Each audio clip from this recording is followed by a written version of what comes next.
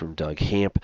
And this is the latest from Stephen Hawking. He says that without a world government, technology will destroy us, says Stephen Hawking. This aggression may destroy us all by nuclear or biological war. We need to control this inherited instinct of our logic and reason. This is according to the independent.co.uk. Check it out there. He goes on to say Stephen Hawking has warned that technology needs to be controlled in order to prevent it from destroying the human race. The world-renowned physicist who has spoken out about the dangers of artificial intelligence in the past believes we need to establish a way of identifying threats quickly before they have a chance to escalate. Since civilization began, aggression has been useful inasmuch as it has definite survival advantages, he told the Times. It is hardwired into our genes by Darwinian evolution. Okay, now wait a second. That is patently false. That is just patently false.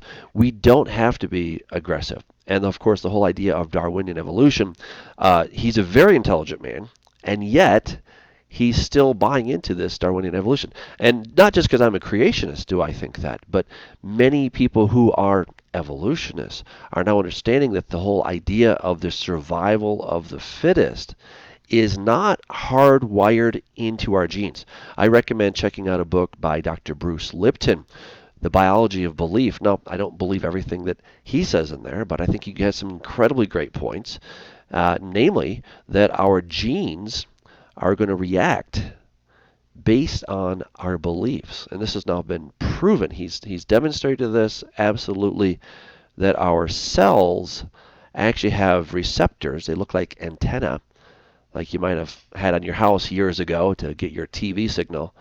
And they pick up the signal. The signal is coming from your mind. It's sending chemicals or energy waves down to your cells, and then your cells respond to those signals. And then they open or close the cell walls, and they can also stimulate proteins and other things to then trigger genes to do certain things.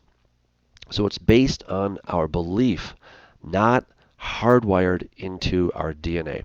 And that's something that we need to all understand. So here, Stephen Hawking, he may be a very intelligent man, but he's absolutely wrong about it being hardwired into our DNA. It's just not true, especially by the whole idea of Darwinian evolution. Darwin understood nothing, absolutely nothing, about the cell. He thought it was just a glob like a brick. And now we know that it's a huge factory with all kinds of incredible stuff in there. So he says it's hardwired into our genes by Darwinian evolution. Okay, we'll give him a pass on that. Now, however, technology has advanced at such a pace that this aggression may destroy us all by a nuclear or biological war. We need to control this inherited instinct by our logic and reason. Again, it's not hardwired into us, but nevertheless. He suggests that for some form of world government could be ideal for the job, but would itself create more problems? Well, of course. The real solution is to turn to God. When we turn to God, we don't need this onerous government, and we also don't need oodles of technology because God does amazing things. But that might become a tyranny, he added. All this may sound a bit doom-laden, but I am an optimist. I think the human race will rise to meet these challenges. In a Reddit AMA back in 2015, Mr. Hawking said that AI could grow so powerful that it would be capable of killing us entirely unintentionally.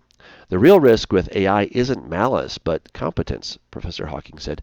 A superintelligent AI would be extremely good at accomplishing its goals, and if those goals aren't aligned with ours, we're in trouble. We're probably not an evil ant hater who steps on ants out of malice, but if you're in charge of a hydroelectric green energy project and there's an anthill in the region to be flooded, too bad for the ants. Let's not place humanity in the position of those ants. Tesla CEO Elon Musk shares a similar viewpoint, having recently warned that humans are in danger of becoming irrelevant. Over time, I think we will probably see a closer merger of biological intelligence and digital intelligence, he said, suggesting that people could merge with machines in the future in order to keep up. Well, these things are all possible.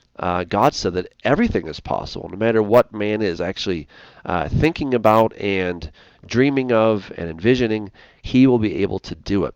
And I believe that back at the Tower of Babel, man was so capable of doing anything that God had to say, okay, you guys really can do anything, but I'm going to step in because you don't have the wisdom. And so we have tremendous ability because God gave us that ability, but we often lack the wisdom to make the right choices. And so God, in His wisdom, will put a stop to many of these things. Thank God He will. Otherwise, we truly would kill ourselves. Many are predicting that by the year 2045, man is going to become one with the machines. He'll become a transhumanist. I think that is very likely, but I do believe that God is going to step in before we kill ourselves. And 2045 could be that time. Now, it's interesting that in 1948 is when Israel became a nation. If we take the furthest part of a generation, which is generally considered 100 years, that would put us around 1948 to 2048. That's an interesting year.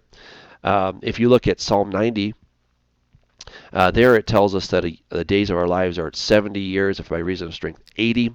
So somewhere between 70 to 100, if you take the outset of a generation, generally understood from the book of Genesis chapter 15, where God predicted to Abraham that his descendants would be in Egypt for 4 generations, or for 400 years. That would be 100 years for each of those generations. So again, we don't know exactly. I'm not predicting any kind of numbers. I'm just speculating here what possibly could happen. But nevertheless, Stephen Hawking is definitely onto something, but keep in mind that the desire to do evil is not hardwired into our DNA. Hey, until next time, God bless you. Stay in the Word.